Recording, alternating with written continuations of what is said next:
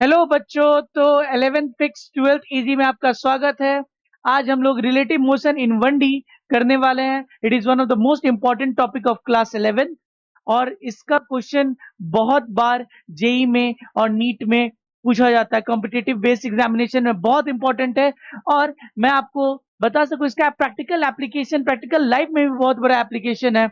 Means जब भी दो बॉडीज मूव करती है तो मोशन एनालाइज करना मुश्किल हो जाता है। उस केस में हम रिलेटिव मोशन का कॉन्सेप्ट यूज करते हैं और रिलेटिव मोशन इन 1D का कॉन्सेप्ट यूज करके हम मोशन को एनालाइज बहुत इजी तरीके से कर पाते हैं और बहुत आसान हो जाता है। वो हम आज सीखेंगे इस टॉपिक में। और चलिए इसकी शुरुआत करते हैं। और ये क्लास 12th में भी आपको बहुत कंसेप्ट काम आएगा जब आपका दो बॉडी मूव कर रहा होगा और दो बॉडी कोई भी चार्ज पार्टिकल हो सकता है, कोई भी डिसइंटीग्रेशन ऑफ न्यूक्लियस हो जाएगा दो पार्टिकल में। दो बॉडी मूव कर रहा है, बोल देगा वेलोसिटी का of another body with respect to another body निकालने, तो थोड़ा सा मुश्किल आ जाती है। तो ये कंसेप्ट क्लास 12 के लिए भी बहुत इंपॉर्टेंट हो जाती है। बहुत चैप्टर्स में इसका एप्लीकेशन है। जहां जहां मोशन है वहां वहां रिलेटिव कॉन्सेप्ट पूछा जा सकता है। तो चलिए इसको शुरुआत करते हैं। तो सबसे पहले आता है रिलेटिव मोशन का कॉन्सेप्ट क्या है। कॉन्सेप्ट ये होता है कि रिलेटिव मोशन मतलब जो एक्चुअल मोशन हो रहा है माइनस जो रेफरेंस का मोशन हो रहा है। अगर जो देखने वाला बंदा है अगर वो भी मूव कर रहा है और जो एक्चुअल बॉडी है वो तो मूव कर रहा है जिसको देखा जा रहा है, बट अगर देखने वाला बंदा भी मूव कर रहा है तो रिलेटिव मोशन कहता है कि रेफरेंस वाले बॉडी का जो मोशन हो रहा है उसका अपोजिट डायरेक्शन का मोशन वो ऐड कर दो एंड देन वो बॉडी अपने आप जो देख रहा है वो स्टॉप हो जाएगा। कहने का मतलब अगर मैं बोलूं आपसे कि velocity of A with respect to B, तो इसका मतलब होता है, ध्यान से समझिएगा, बी हमारा क्या हो गया, ऑब्जर्वर हो गया। ये बहुत इंपॉर्टेंट बात है जो आपको बता रहा हूं। जो ऑब्जर्वर हो जाता है दिस रिलेटिव वेलोसिटी, और जो ऑब्जर्वर होता है generally he seems to be like he is at rest. इसका फॉर्मूला क्या बनता है बच्चा? इसका फॉर्मूला बनता है velocity of A minus velocity of B. This is the relative velocity का फॉर्मूला। इसका मतलब सर अगर मैं लिख रहा हूं velocity of A with respect to velocity of B, मतलब इसमें पर्सन देख कौन रहा है? तो देखने वाला पर्सन और कोई नहीं है, बी है। B is observer, he is watching the motion. अगर बी की वेलोसिटी था उसका अपोजिट वेलोसिटी हमने बॉडी ए में ऐड कर दिया है and now we it seems that observer has stop. यहां पे now B is at rest, B is at rest. शुरुआत में दोनों मूव कर रहा था, बट अगर हम velocity of A with respect to B लिखते हैं इसका मतलब B is at rest, B rest पे आ गया है। अगर उसी तरीके से velocity of B with respect to A लिखूंगा तो ए रेस्ट में आ जाएगा। This is the basic concept और बेसिक फंडा। नाउ अगर सेम डायरेक्शन में मोशन मूव बॉडी दो बॉडी मूव कर रहा है तब रिलेटिव वेलोसिटी क्या हो जाएगी? अगर सेम डायरेक्शन में मूव कर रहा है तब, अगर बॉडी सेम डायरेक्शन में V1 और V2 मूव कर रहा है या V1 इधर है V2 भी इधर है, देन V वेलोसिटी रिलेटिव क्या हो जाएगा सर? V1 माइनस V2 और V2 माइनस V1। या अगर मतलब ये लिखना चाह रहा हूं velocity of one with respect to two और velocity of two with with respect to one will be velocity of two minus velocity of one. ये हो जाएगा। सर दोनों केस में सब्सट्रैक्शन ही हो रहा है। अगर velocity of one with respect to two पूछे इसका मतलब है कि यहाँ पे कौन रेस्ट में है बच्चा? यहाँ पे टू रेस्ट में है। और नीचे वाले में कौन रेस्ट में है सर? वन रेस्ट में आ जाएगा। हालांकि दोनों दौड़ रहा था, बट अगर एक आदमी खड़ा होकर देखना चाहे तो नेट वेलोसिटी उसको क्या दिखेगा? यही दिखेगा। तो this is the concept of relative velocity. मतलब जिसके रेस्पेक्ट में आप पूछ रहे हो वो बंदा ऐसा लगता है कि रुक गया, ऐसा एज्यूम होता है, ऐसा प्रिजम्पशन या ऐसा दिखता है कि वो रुक गया है। तो this is the net velocity. Now if both the bodies are moving in the opposite direction, when दो बॉडी अपोजिट डायरेक्शन में मूव कर रहा है तब हमारा velocity of one with respect to two क्या हो जाएगा बच्चा?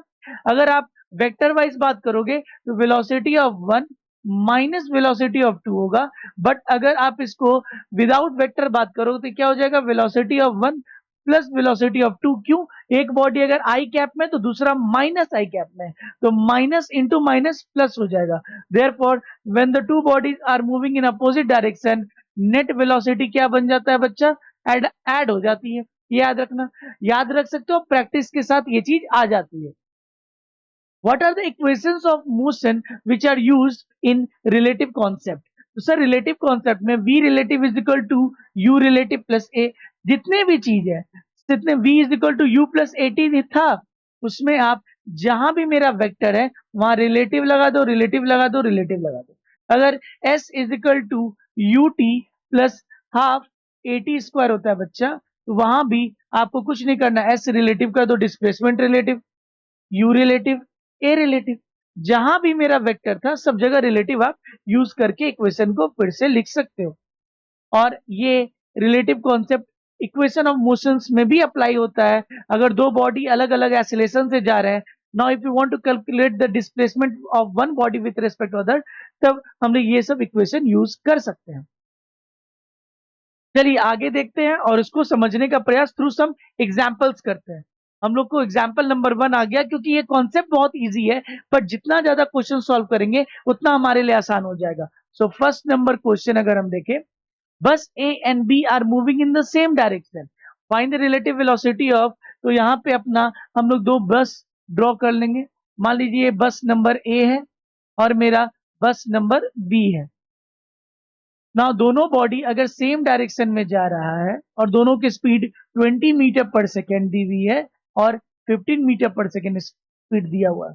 Now find the relative velocity of, question पूछ रहा है first relative velocity of A with respect to B, यानी इस बार मान के चलो कि बी रुक गया है, तब बी को वो ए कैसा दिखेगा? तो sir that is equal to velocity of A minus velocity of B. अगर हम वेक्टर में बात करें, दोनों को मैंने आई कैप में बनाया, सो 20 i cap minus sir 15 i cap, क्या हो जाएगा बच्चा? 5 आई कैप। यानी अगर बी को ए 5 मीटर पर सेकेंड से आगे जाते हुए दिखेगा। ये कॉमन एग्जांपल भी है, आप अपने कार में बैठ के जा रहे हो, कोई बगल से तेजी से कार जा रहा है, तो एक्चुअली आपकी भी कार स्पीड में थी, आपका बगल वाला थोड़ा ज्यादा तेजी से गया, आपको उसका एक्चुअल मोशन क्या दिखेगा? आप अगर अपने कार में बैठे हो, तो आप अगर 30 मीटर पर सेकंड से जा रहे हो, आपका बगल वाला 50 मीटर पर सेकंड से निकला है, तो वो आपको 20 मीटर पर सेकंड से आगे जाते हुए दिखेगा, ना कि 50, क्योंकि आप भी मोशन में थे। That is the concept of relative velocity.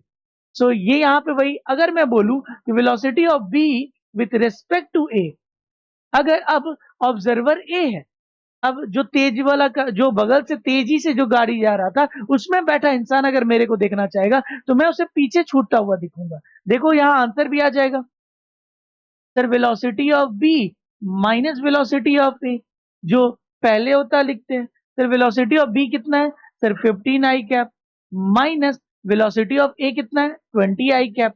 What it is coming, tell me sir? -5 i cap.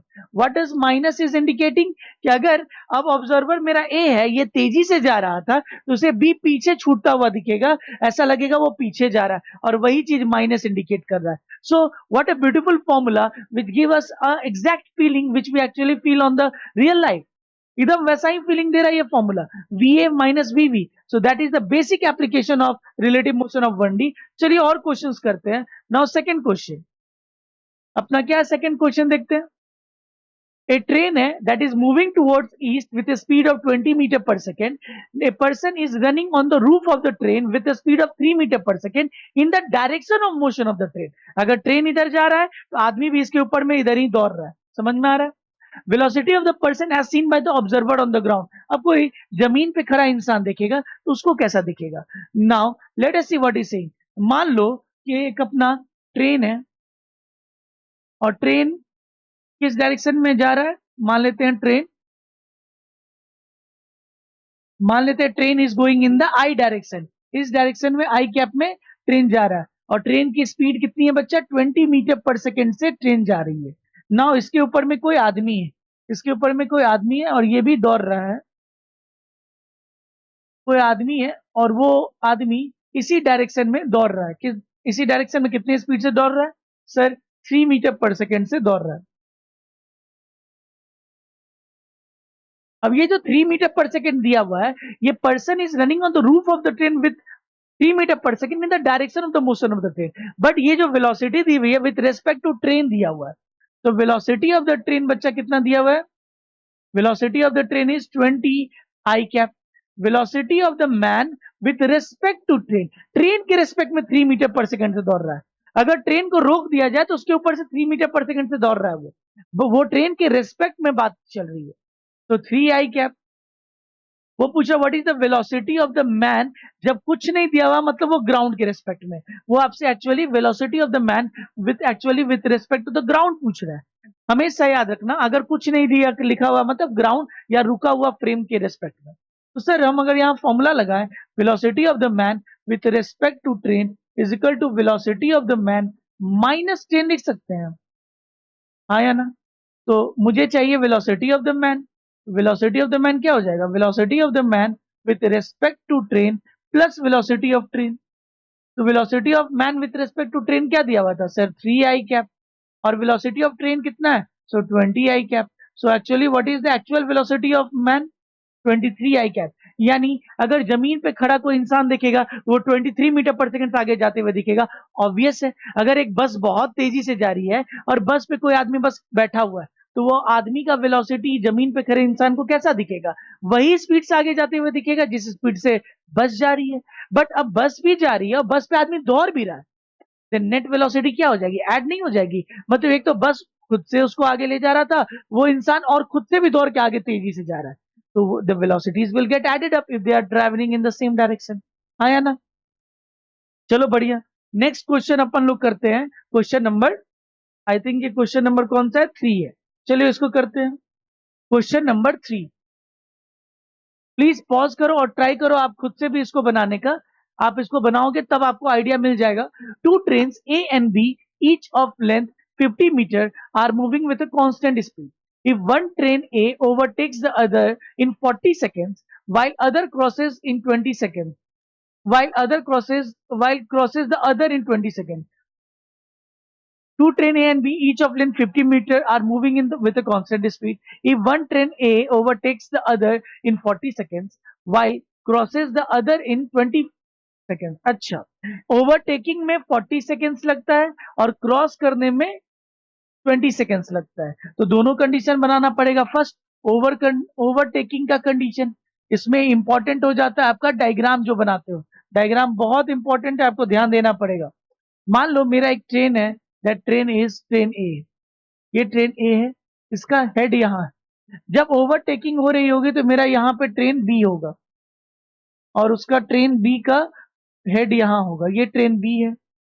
तो जब ओवरटेकिंग स्टार्ट हो रही होगी तो कुछ ऐसा पोजीशन बनेगा, अगर आप ध्यान से देखो, ओवरटेकिंग का जब प्रोसेस स्टार्ट हो रहा होगा तो ऐसा हो रहा होगा।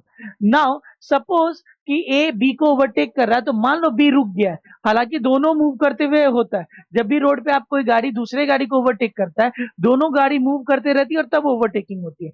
बट मैं बार बार बोल रहा हूं, जब दो मोशन हो रहा है, try to stop one body. अगर एक बॉडी को आप स्टॉप कर दोगे तब आपको एनालाइज करने में ज्यादा आसानी होगी। तो मान लीजिए बी रुक गया है, तब ए जब ओवरटेक कर चुका होगा तो कुछ ऐसा फिगर बनेगा, बोलो कैसा फिगर बनेगा सर, कुछ ऐसा फिगर बनेगा। अब हेड यहां पहुंच चुका होगा ए का। Now if we draw, then this is the actual position of the hoodie of the train A. Overtake करने के, ओवरटेक जब कंप्लीट हो चुका होगा तो कुछ ऐसा पोजीशन होगा। If you will see what is the total distance travel by the train hoodie, ये टोटल डिस्टेंस ट्रेवल हुआ, डिस्टेंस रिलेटिव। क्यों रिलेटिव बोर्ड है, क्योंकि मैंने बी को रोक दिया है। Now let us suppose this train was moving with X and this was moving with Y. अब ऑब्वियस सी बात है, एक्स की स्पीड ज्यादा होनी चाहिए फॉर ओवरटेकिंग, तभी ओवरटेक हो पाएगा। Then what is the time relative, time relative होता है distance relative by speed relative. Distance relative कितना ट्रैवल करना पड़ा है, दोनों ट्रेन का डिस्टेंस कितना है, 50 मीटर का है। तो सर ये 50 प्लस 50, अगर लेंथ में देखना चाहूं तो this length is how much, this length is 50 meter and this length is also 50 meter। तो बताओ कितना हो जाएगा sir, distance relative is 100 metre divided by, अगर दोनों बॉडी सेम डायरेक्शन में मूव करे, what is the speed relative, sir x minus Y is the relative speed. This is the equation 1। So इसको इक्वेशन 1 मत बनाओ, इक्वेशन 1 क्या हो जाएगा मेरा sir, x minus Y is equal to 100 divided by how much time is taken while overtaking, sir 40 seconds। So 100 is what, 100 is meter per second, so 40 seconds। Let it be this equation number 1। यहाँ पे speed जो है x Y मेरा metre per second में मान लेते हैं। Now second case में जब दोनों एक दूसरे को क्रॉस कर रहा होगा, तो दूसरा के लिए मैं फिर से डायग्राम बनाता हूं। When they are crossing each other, यहाँ पे मान लो मेरा ट्रेन ए है, this is the hood means starting point of B, और यहाँ मेरा ट्रेन बी है, train B, and it is now crossing each other. तो अगर क्रॉस कर रहा है तो मैं फिर से यहाँ पे मेरा ट्रेन ए का हुड है, क्रॉस करने के बाद वो कहाँ पहुंच जाएगा मेरे को बताओ। वो क्रॉस यहाँ जा चुका होगा।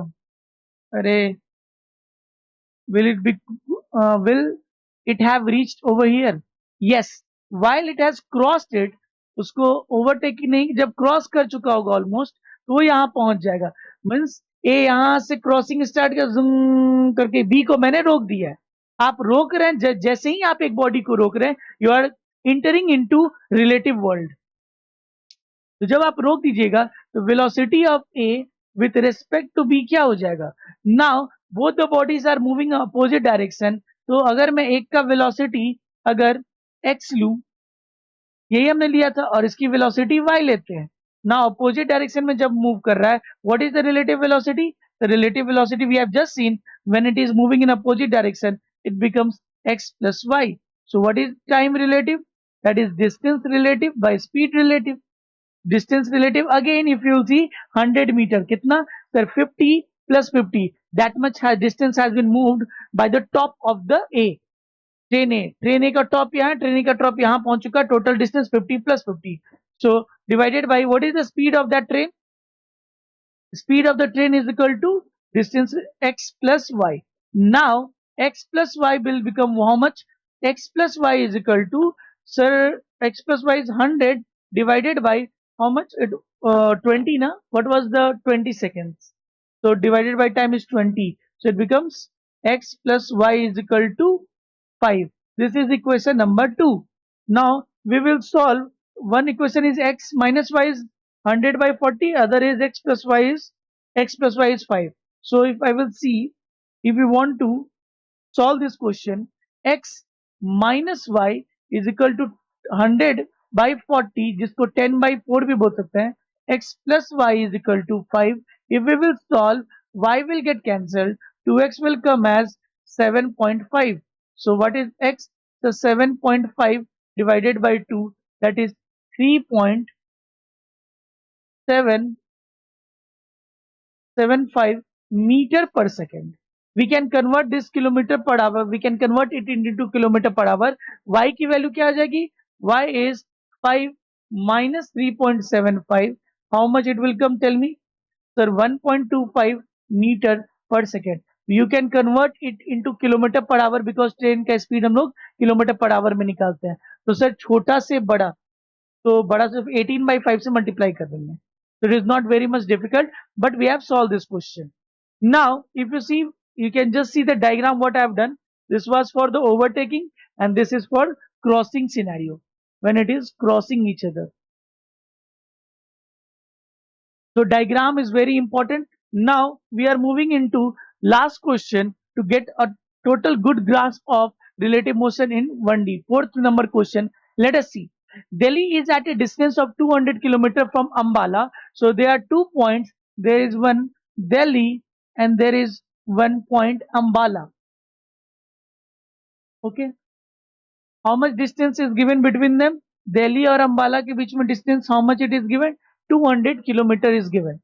Now, what is a car A sets out from Ambala? एक कार यहाँ से निकलता है A, set out from Ambala with a speed of 30 km per hour.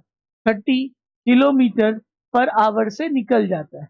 And car B sets out from the same time, at the same time, from where? From Delhi. यहाँ से भी एक car निकलती है B, और ये किस speed से निकलती है? 20 किलोमीटर पर आवर से निकलती है. When will they cross each other?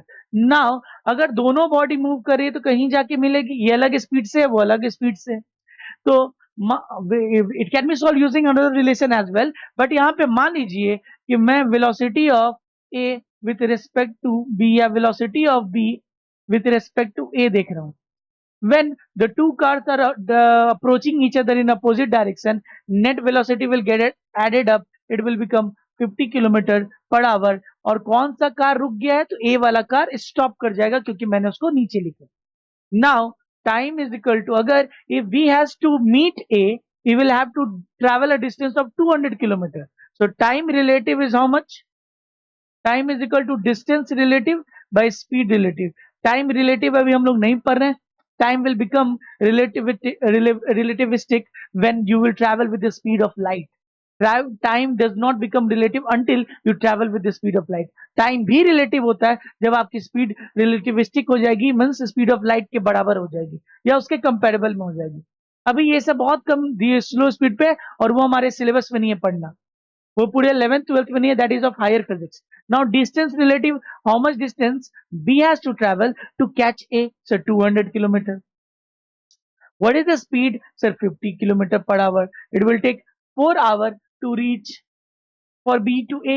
Now this was the distance relative, but actually what is the distance travel by B? तो 4 घंटे बाद मिलेगा. तो डिस्टेंस एक्चुअल कितना हो जाएगा? Distance actual is equal to speed into time. What is the speed of B? Sir 20 into 4 is 80 kilometer from left Delhi side. So they will meet somewhere down there 80 kilometre. यहाँ से कुछ 80 kilometre पे दोनों car जाके meet करेंगे. Car B and car ए दोनों meet करेंगे. And from Ambala the distance will become how much? 120 kilometre. How you found out? Time निकाल लिया. टाइम अगर वो रुक जाए तो उसको 4 घंटा लगेगा पहुंचने में विथ डिस्टेंस स्पीड रिलेटिव. तो एक्चुअली 4 घंटा लगा है, तो 4 घंटे में तो यहीं पहुंचेगा. 4 घंटे में वो वहां पहुंच चुका होगा. हाँ या ना?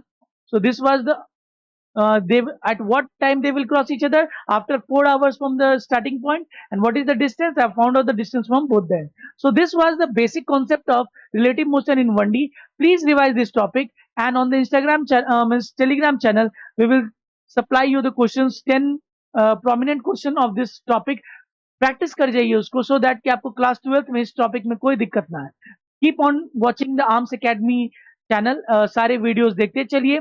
जो भी मैथ फिजिक्स केमिस्ट्री के 11th fix is equal to 12th easy के सीरीज आ रहे हैं, आपको 12th में अगर आसानी फेस करना है, please watch all the videos and please press the bell button icon for getting all the notification from this channel. Till then, bye bye, take care.